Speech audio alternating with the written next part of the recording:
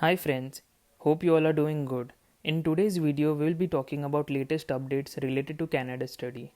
First will be your visa application centers in India. Second will be daily count of COVID cases in India and Canada both.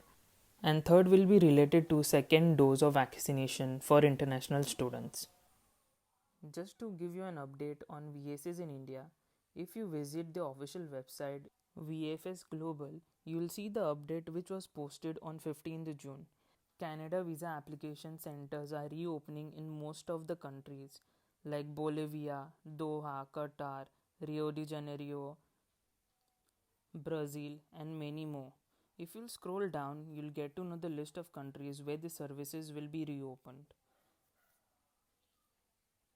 You can see Spain, Australia, Fiji. But to my surprise, I found that even VACs in Brazil will be reopened. This is quite surprising knowing the fact that there are more new COVID cases in Brazil compared to India. However, on a positive side, let's hope that VACs in India resume their services in a week or two. Talking about new COVID cases, India has recorded only 62,200 cases in last 24 hours. This is like for straight 8th or ninth day, India has recorded cases below 1 lakh. On the other hand, Canada has recorded only 808 cases in last 24 hours. These are amazing stats for both India and Canada.